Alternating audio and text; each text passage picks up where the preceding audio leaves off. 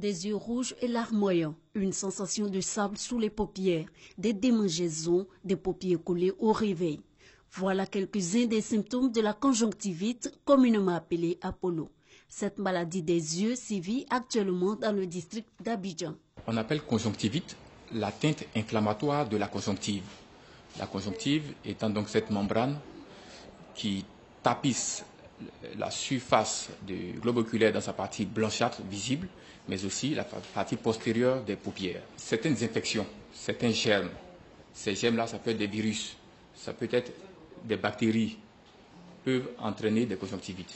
Certains produits que nous utilisons au quotidien, cosmétiques, certains agents chimiques peuvent attaquer l'œil et entraîner une conjonctivite. La poussière peut intervenir dans le sens d'aggraver une réaction allergique au niveau de la muqueuse conjonctivale et être à l'origine de la conjonctivite. Il existe plusieurs types de conjonctivite. La conjonctivite bactérienne, allergique, chimique et virale pour les plus connus. Celle qui sévit actuellement est la conjonctivite virale.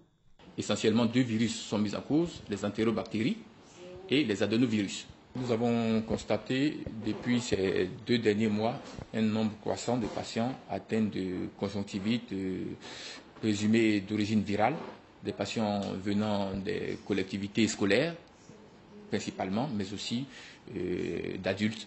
Et ce nombre est de plus en plus croissant, tendant vers un mode épidémique. Au CHU de Treichville, pour cette dernière semaine, on peut estimer à un patient sur 20 qui est donc atteint. La conjonctivite virale est très contagieuse. La contamination se fait par les contacts humains. Principale source de contamination, les mains. J'ai été contaminée par un de mes camarades. Il avait la conjonctivite et il a attrapé, il a frotté ses yeux.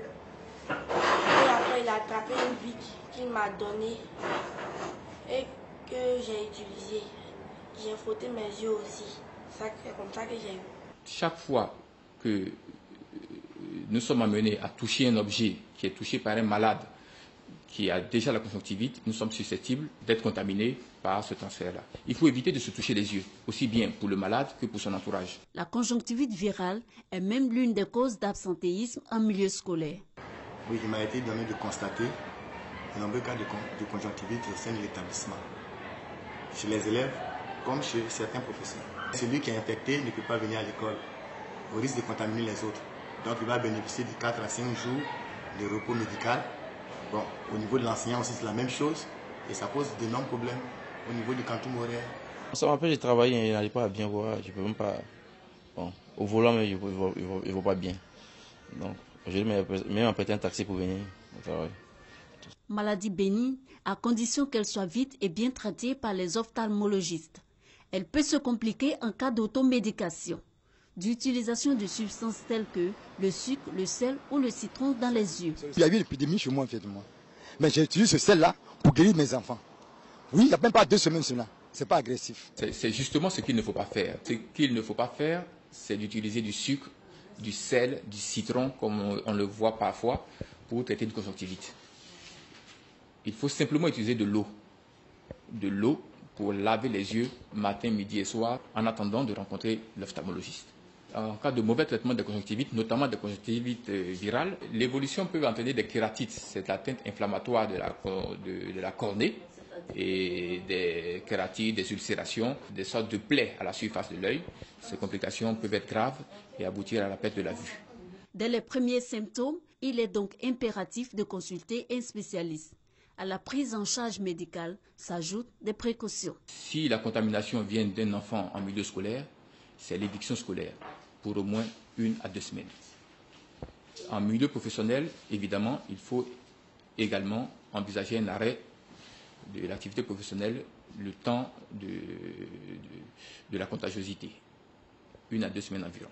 4 à 5 jours me paraît limite, voire insuffisant, étant entendu que 2 semaines après, le virus est encore retrouvé dans les larmes et le patient est contagieux. Le gel pourrait être insuffisant s'il s'agit des virus qui ne sont pas détruits par les gels que nous avons pour la plupart du temps. Donc, il faut se laver les mains au savon et à l'eau et éviter de serrer la main des autres. Il faut éviter le contact trop rapproché, notamment les bises. L'autre contamination est d'éliminer la propagation de la conjonctivite, surtout de garder ses yeux sains.